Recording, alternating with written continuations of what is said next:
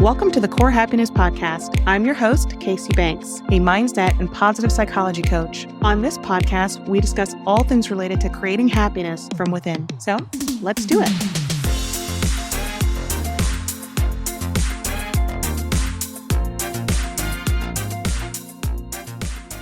Welcome to the Core Happiness Podcast. Today, I'm joined by Julie Coraccio, an award-winning professional declutterer, organizer, certified life coach, and author of 15 books. She's passionate about helping people get organized, live more mindfully, and clear clutter in every area of life. Julie is also the host of the popular podcast, Clear Your Clutter Inside and Out. In this episode, we are diving into what clutter really is, how disorganization impacts our peace of mind, and why preparing for death can actually help us live more fully. Get ready to take notes because I bet clutter is not what you think it is. Julie, first of all, welcome to the show. So happy to have you here. I know one of the things that we talked about, you and I, before coming on is just how excited I am because I always think of January as a fresh start, yes, but I think of it more as a time to reset. And I think decluttering, organizing, all of that is incredibly important, which is why I'm so glad you're able to come on and talk to us today. I know that you have such an amazing career. And not only are you an award-winning declutterer and organizer, I know that you are also an author of over 15 books. I know that you are a certified life coach. So can you just tell us a little bit about your career and what got you into organizing and decluttering? Sure. Well, thank you for that wonderful introduction. So I was in a crazy job. My background is in fund development. And I thought, you know what? I just don't want to get another job. So what can I do? I've got to support myself. I'm a single woman. And I was like, I can organize, right? People need that. There's actually, and I'd tell a funny story. If any of your listeners are business people, I'm a firm believer of women doing your own thing. There's a resource called SCORE, which is retired business folks. So like someone gave me advice on marketing, on setting up a business. And I'll never forget, I had these two old guys and they're like, you want to do what? Like people are going to pay you for that? And so I was like, yeah. So I started my business. And at the time, I really focused on organization. And then while I started my business, I had an internet TV show called Reawaken Your Brilliance where I would interview body, mind, spirit experts. And I had this aha moment. I was doing that. And then I was working with a client and she said, can we just talk? And I work in 4-hour blocks usually. And I said, you're the client. We can do whatever you want. And so we ended up talking, digging a little deeper, understanding the why behind her clutter and disorganization.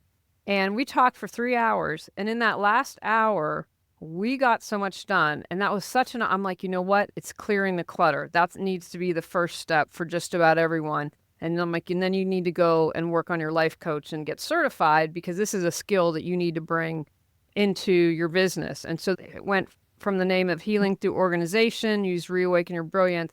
And as I did more work and I'm interviewing all these people and they'd be like, hey, you'll use you as a guinea pig, read my book and then we'll do EFT or do whatever. I was like, you know what? It's clutter's more than just our physical stuff. And so that's kind of how it evolved for me and where I am today. That's amazing. And honestly, I have never even heard of SCORE. So also thank you for that tidbit of information because I think that's going to be helpful for a lot of people. One of the things I was wondering as you were telling that story, have you always been like a natural organizer? Have you always been a pretty tidy person, just naturally organized and together? I would say yes to being organized, but I wouldn't call myself tidy. One of the things I want to say to people listening, go for good enough. The thing I dislike about social media is we see these Instagram stories that aren't real life. And so good enough is what I'm going to encourage people to strive for. And I'm a little bit type A. And so before I even knew this was a career, people were like, you're kind of uptight. Will you come help me get my stuff together? And so there was always that aspect. But I think what I'm most proud of is I always try to be the best version of me. And so that's decluttering all the stuff in my emotional, my spiritual, all that good stuff, relationship, and to be the best me. So, but I just encourage, physical stuff to go for good enough. Absolutely love that because I think a lot of people think of clutter as just stuff. And I like that you just mentioned that it's way more than that. It's the mental, it's the emotional, it's physical health. Can you explain to us a little bit more about how you define clutter in terms of those areas? Sure. Well, so for me, mental clutter might be insomnia, right? What's gnawing at us? It's keeping us up late at night, or monkey mind, right? I can't stop. I'm always constantly thinking what needs to be done. Stress. Emotional clutter might be those knee-jerk reactions, or, I lived in LA and it's like traffic's crazy. And so am I going to give someone the finger, right? Instead of being like, oh, maybe there's a traffic jam. How can I take those 5 minutes and calm down and center myself? Or emotional eating, right? I'm not able to express myself, so I'm going to stuff my space. And spiritual clutter for me are things like not being able to forgive, not having gratitude, not knowing your life's purpose or passion, and being kind of unmoored. So those are different examples. In relationships, how healthy are your relationships? If you haven't seen the YouTube videos that Emoto, and I don't remember his last name, he looks at water, and when you yell at water and how the chemical compound changes, and then when you say, water, I love you, well, we're 70% of water, but it's who we surround ourselves with, we become like them. So who are your closest people? How are they creating clutter in their life? And then having the awareness, how are you creating clutter for other people? I like that there seems to be a connection between not just the emotional baggage, but then also the physical clutter. I like the example of the water because I think it explains too how energy works. I think that was done as well, some kind of scientific experiment where I think it was rice or a plant or something. And if you talk positive to it, Yes. it'll grow and flourish and thrive. And Yeah. if you do negative, then it'll wilt and die or mold if it was the rice.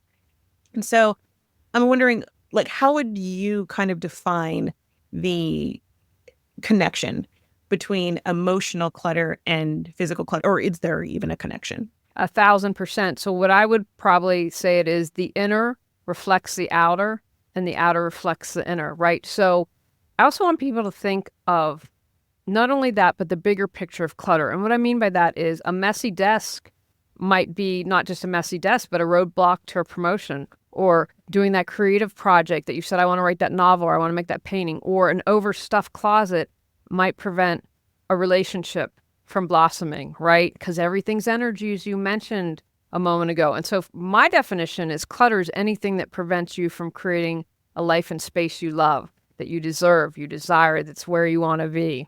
And so I want people to get out of that, because you mentioned before, which we sometimes so get stuck that clutter is just a physical stuff, and it's so much more than that. And everything's energy, right? So your clutter is saying to the universe, hey, I'm good. Don't need abundance. Everything's groovy. Don't give me any more. Can't handle it. That's amazing. I never thought of it that way, but that is 100% true. That is so eye-opening. Are there signs for someone who is maybe being affected by clutter, but they just don't even realize it? Oh, that's a great question. So I like to tell people, so if you're able to sit in a space that's pretty clutter-free, clear, or if you close your eyes, and how does that feel to you? You can feel energy. If you close your eyes, like for me, I studied energy healing though, so I feel like a swirling in my hand. And then go into a room that's kind of chaotic and close your eyes and be aware of how you feel like that. Or if that's too much, think of a space you feel really good in, right? You can relax, be yourself, and then look around. What is it about this space? And become more aware, and take that and do it with people. All women listening are going to understand when I say, oh, I met this person and wanted to take a shower immediately, right? I felt gross and disgusting, right? You can't articulate that. Or the saying, the tension was so thick you could cut it with a knife. So kind of becoming aware of that. Again, can you relax in your space? Can you create? Do you feel good? Those are kind of the questions to ask yourself. That's great. And I'm wondering too, in hearing that, because I know a lot of people, like we talked about earlier, with people just thinking that clutter is just stuff and not understanding that there is a deeper connection to that. And then it can hinder so many things. And I'm wondering, and I'm sure you have had so many cases in your line of work, but what are the common myths, or have you come across people that have common myths about clutter that prevents them from moving forward and growing? Well, I want to touch on a couple things. So first of all, overwhelm is usually, Julie, my entire house has clutter, right? Yes. And so that's where we start. Okay, that's okay. We take it one step at a time. 10 minutes a day equals just over 60 hours in a year. you can accomplish a lot in 60 hours. So if you're overwhelmed, give me 10 minutes. You can't do that, give me 5 minutes. That's still 30 hours. So the thing is, you start small, right? Rome wasn't built in a day. Your clutter's not going to go away in a day. So being aware of your overwhelm and being able to take action through that. I say a lot of people really get stuck on memories, right? Oh my gosh, this was the sweater I wore when I met my husband. And what I say to that is your memories are in your heart and in your head. So if that object goes away, the memory's not going to. And because, people are like, oh, or I'd see a lot of times, especially if someone has died and they have to go through this stuff and there's a lot of guilt. Oh, I can't give away that guilt. That was my mother's, right? And so that's really hard. And what I say to that is when your loved ones have gone on to the next adventure, they want you to be happy. They don't want their thing. They're free now. They're out of this physical body. They don't want you to be burdened. They don't want you to have that guilt.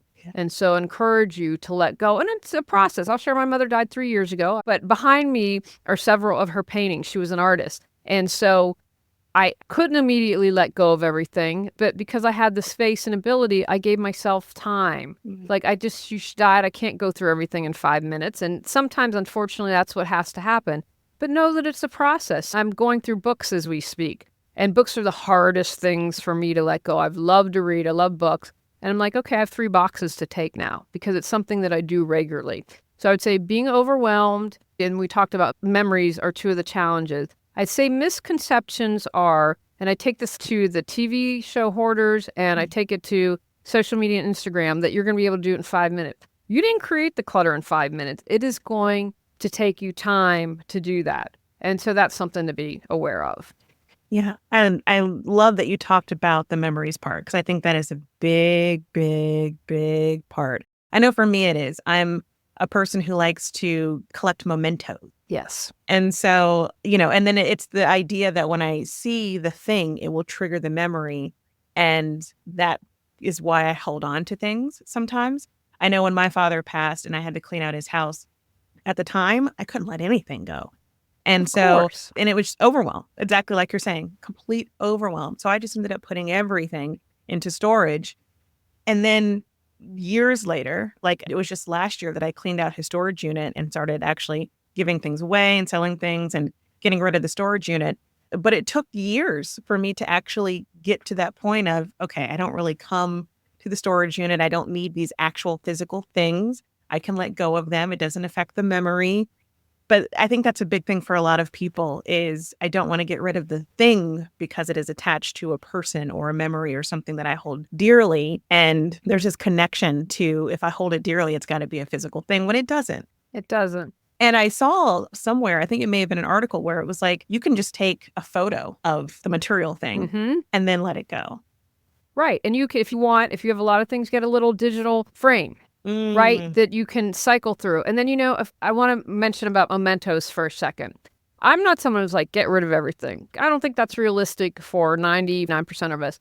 But then curate something. So maybe if they're ticket stubs or pictures or whatever, then you have a shadow box that you become discerning. What out of these momentums mean the most to me? Or if you are someone who ran marathons all the time, take those old t-shirts and make it into a quilt, right? Because a quilt's something you're going to use. You can look at the t-shirts, but it's not all these things just hanging out, collecting dust in a drawer. I can't tell you how many people, oh, it's been sitting there for 20 years.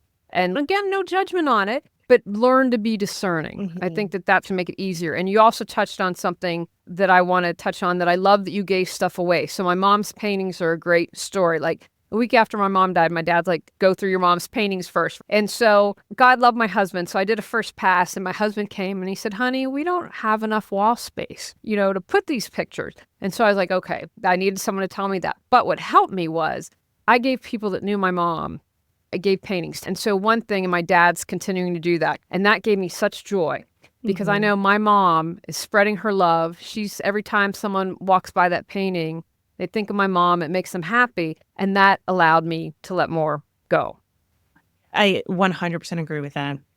And I think the same thing happened also. Like I still have people, especially males, they took a lot of his ties during the wake and things. And they'll say like, oh, I had to dress up and I was wearing a tie and it made me, think of your dad. And so I absolutely do agree that I think of it as spreading the love, a continuation. and also keeping the memory of that person alive by giving it to other people. So we talked about overwhelm. And first of all, there's just so much going on in the world in general. So I think in general, people are faced with overwhelm just on a dick basis before even thinking about the clutter in their homes and all the things they need to do with the house. So for people who are listening to this and they realize clutter might be affecting me, but I'm already overwhelmed. So this is making me feel even more overwhelmed. Where do they start? What would be a simple step for them to do? Great question. Well, first I want to share a story about me because I do this for a living.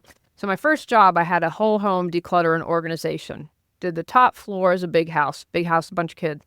Get to the second floor, get most, and then I go to the pantry. Now this was the biggest pantry I'd ever seen in my life. It was 6 feet tall, and I stood there and I became overwhelmed. It's like a brain fart and forgot everything I knew. So what I do, I stopped and I just started to breathe. And I was like, okay, come back into my body. So if you're overwhelmed, and with everything going on in the news, I'm staying informed to take action. But there are two things that I'm doing. One is I'm breathing, just centering myself, learn grounding techniques. Go on YouTube. There are a bunch of things that you can find. So just breathe, just ground, pull in your aura, clean out your aura, whatever those things for self-care that you can do. The other thing is bring joy into your life, okay? Because if you are overwhelmed, joy, happiness, gratitude is going to be an antidote to that.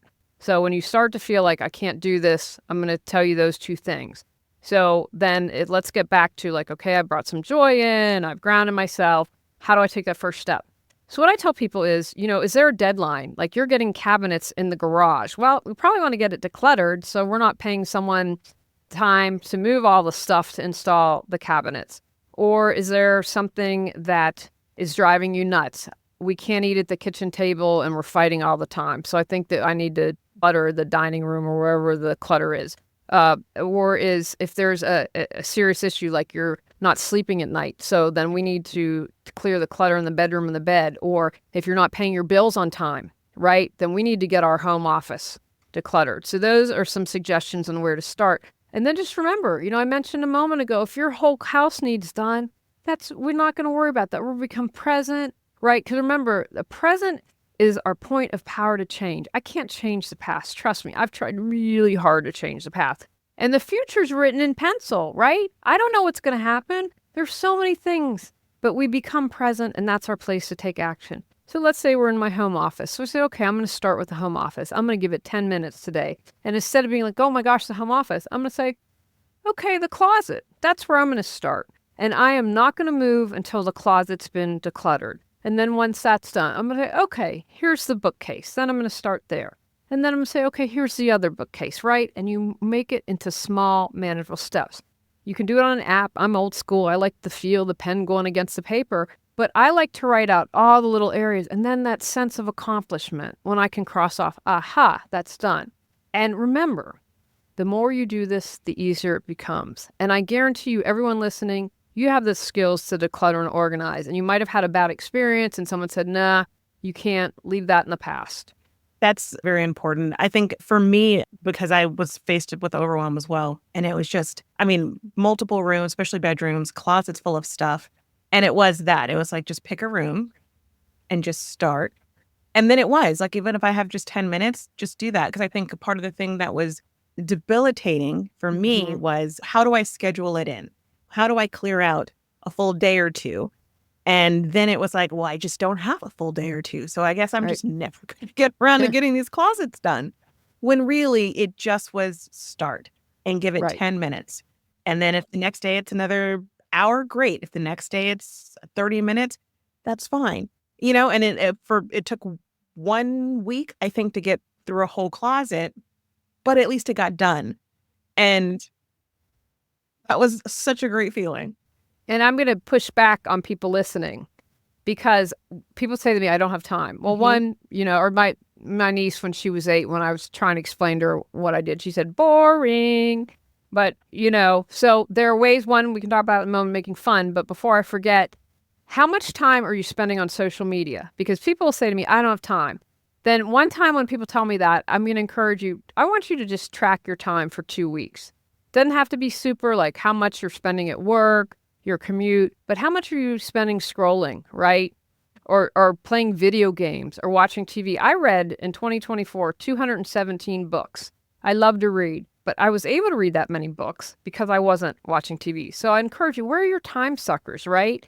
And then I'm not saying, okay, you have to give it up completely, although I would, that's another story. But then you can give me a half an hour from your social media time and put that to decluttering, organizing. And, to quote my niece of boring, then how do you make it fun? You listen to music.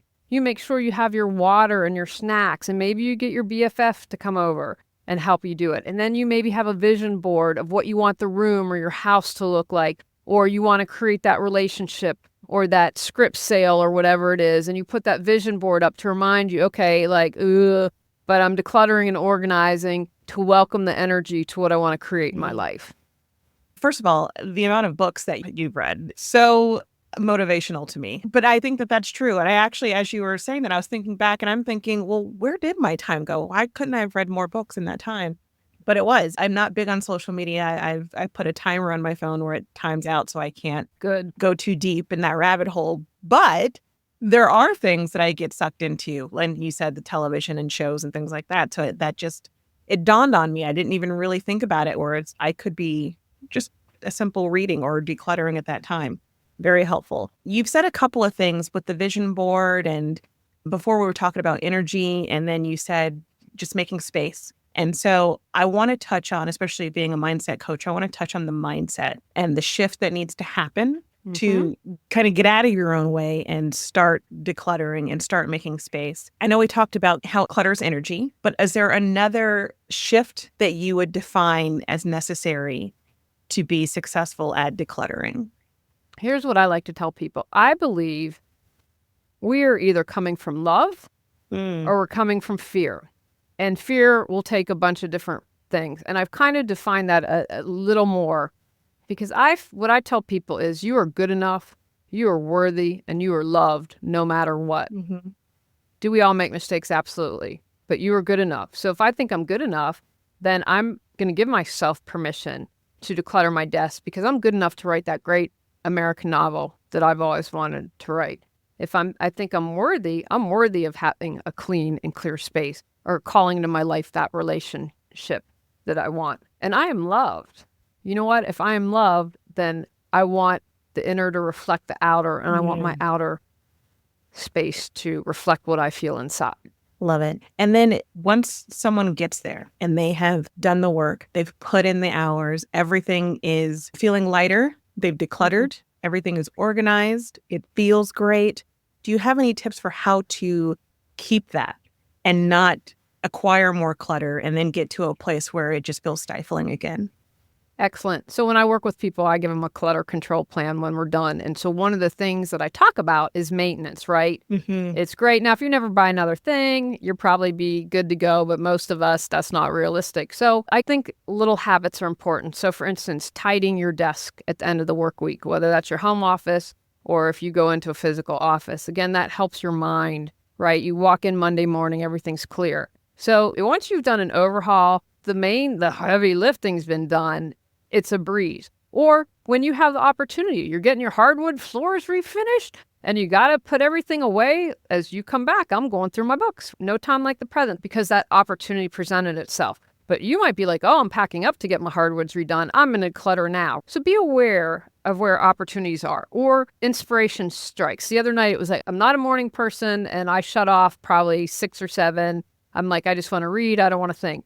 But I was inspired like at 9 o'clock the other night to go through my closet. And I was like, inspiration hits, do it. So I just went through a rack and it happened for a couple nights and then my closet was done. So it's just as long as you're maintaining it. And the other thing I like to share is be aware of your clutter kryptonite. What is your clutter kryptonite? For me, it's beauty product. Oh, you can get rid of wrinkles? Lay it on me. But then I have all these beauty samples. Are they ever going to be used? Or I love leopard print. And so it's like, okay, what do I look good in with leopard print? Let's not just get this thing because it's leopard print. You might look horrible in it, right? And so being aware of that, because awareness plus action equals change. Mm-hmm. So as you become, okay, where is it that I might get stuck or need some challenge? Or if you're the person that, 10 for 10 at Kroger, and then you've got this huge pantry of food that you haven't used, right? And then Like we talked about earlier about your dad's ties and my mother's paintings and spreading the joy. Like every May, the U.S. Post Office, there's a built-in time to do your pantry because they're coming around to collect food, right? I mean, it can't get any easier than that. All you have to do is take it out to the mailbox. Or we have a kid every year that for Catholic Charities comes around and leaves the bag for you right there. Put your food in it. I'm going to come pick it up in a week.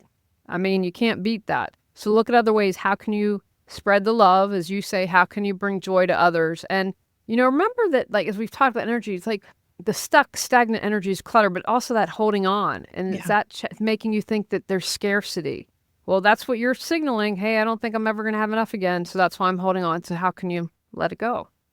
Yeah. The one thing that I know my kryptonite is clothing, and especially when there's a sale. And then I find myself just constantly buying blouses or shirts or pants.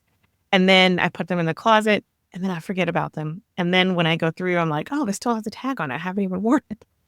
And one of the tips that I came across that was so helpful was when you have things in the closet and they're hanging, hang them backwards.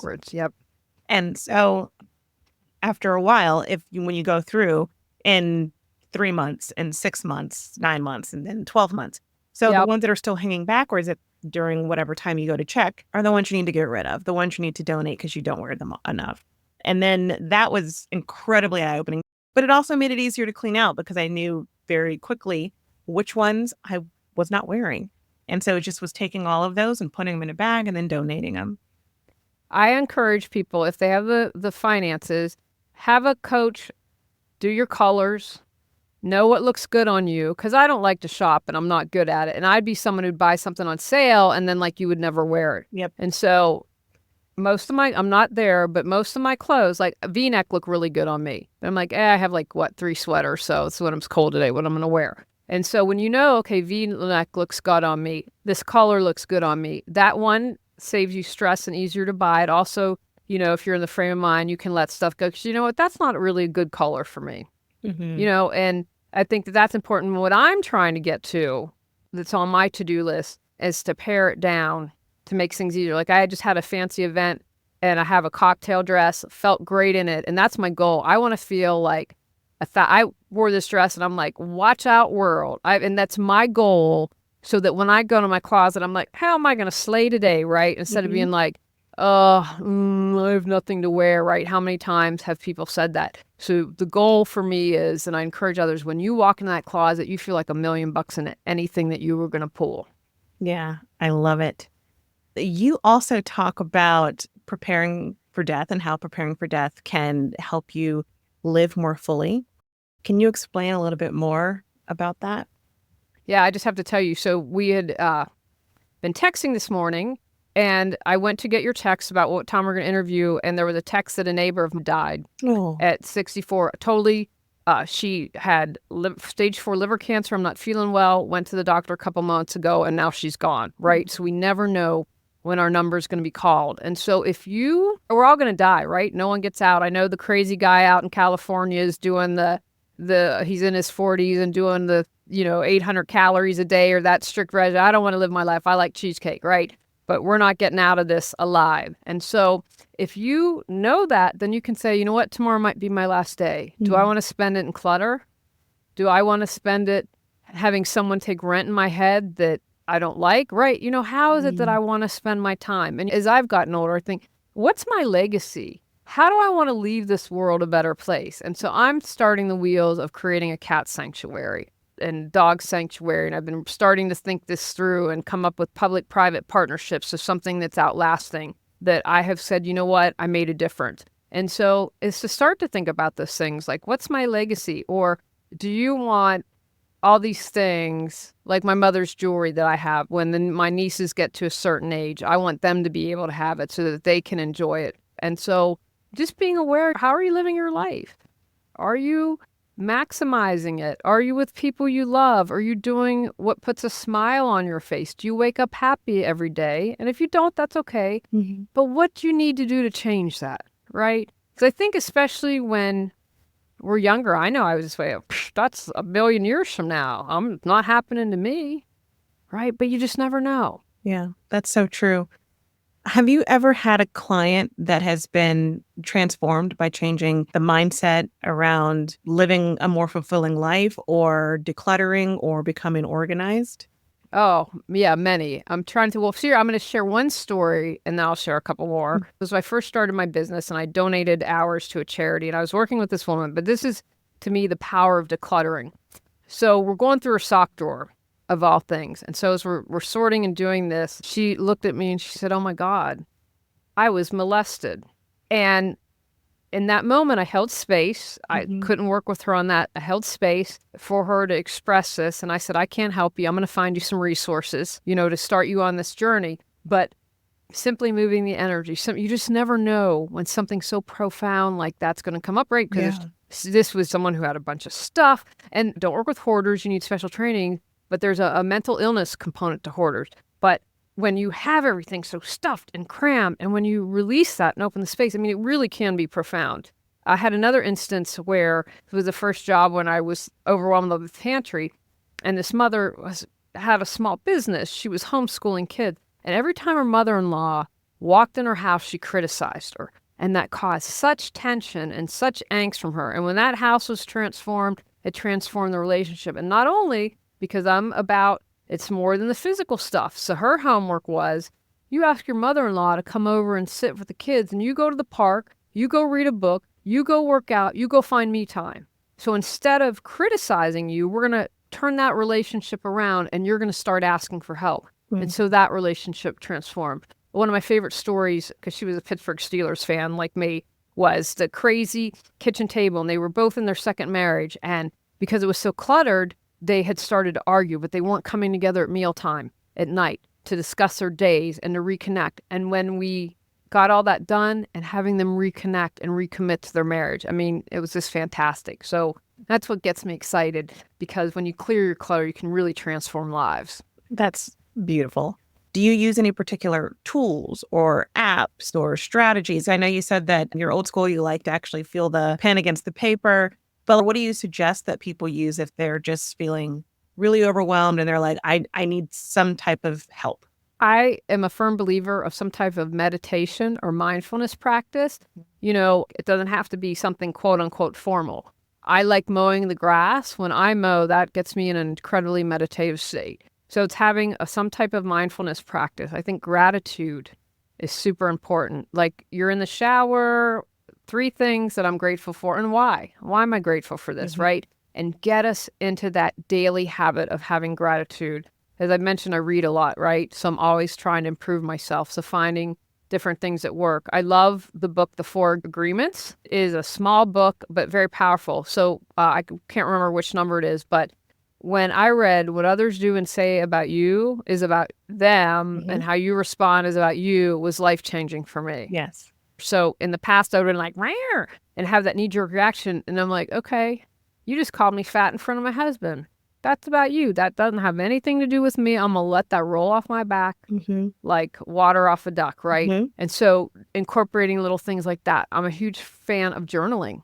I think that that's really important. Expressing ourselves. I mentioned about emotional eating. And if we're able to express ourselves, and sometimes we can't say what we need to someone, but I can write it on paper. Yeah. Right? I can do that. I can take care of myself that way. So I'm wondering too, because you've written so many books, and I know that you have some meditations and you have journal prompts. You have so many resources for people, which is fantastic. But it seems like a lot of the information that you share does come back to energy and kind of that energetic alignment, even with the meditation, journaling, all of those things, which is more about, it seems, to correct me if I'm wrong, but being centered on the inside. And then once you have that centering and you feel centered and you feel grounded, then it is about, I guess, sort of transforming that or letting that come to the external world and making sure that your external world aligns with your internal world. Is that correct? I would say that's true. And just remember, though, anything you do, so if you clear your desk, that's going to clear your mind, right? So everything's affecting everything all the time. And so, if you can't spend 10 minutes a day on your closet, then give me 10 minutes of meditation, because it's going to end up, I'm a little less stressed. You know what? I didn't think I had it in me, but I can go spend 15 minutes doing the closet, right? And it feeds off of everything. So then really it's clutter, both external and internal. So even if you can't work on the external clutter, you can work on the internal clutter. Exactly. Yeah. Exactly. Yeah. So no excuses. You have been doing this for a while. I mean, again, we've talked about the 15 books. You've been hosting Clear Your Clutter Inside and Out. That has been going for about a decade. So what keeps you passionate about this work? Well, the meditations and the affirmations are new. I just did those within the 6 months, but that was my goal for all of last year. So I'm like, how can I reach people? And I've always been thinking outside the box. So coming up with creative ways, one that's going to support people, but that also enriches my creativity. And so that because the older I get, I'm doing less of the physical decluttering because it's getting harder, right? Yeah. I'm doing my yoga. I'm trying to be more flexible, but I have to be realistic at the same time. And so what is going to light my creativity and also support people? Because as far as I know, there aren't any meditations except mine on clutter, and they're focused on the specific areas. Yeah. And are your meditations focused on both? I mean, we talked about like emotional, mental, physical. All of those. Oh, yeah. okay. That's great. All of holiday, right? You got crazy family. We got a holiday meditation for you, and the same with the journal prompts, right? Wherever you need to be, start there. And it's going to have an effect on other areas. That's fantastic. I'm a big meditator myself, and I love to do guided meditations for beginners. But I think having something that is about clutter, especially for emotional clutter and physical clutter, is game changing. So the other thing I want to talk to you about is just self-care. I know that you said that the bathtub is like your woman cave, which I absolutely love. I'm the same. Like, I truly just transformed a bathroom to put in a soaking tub because that's just heaven to me. So I can relate on so many levels. But what is your self-care ritual and routine?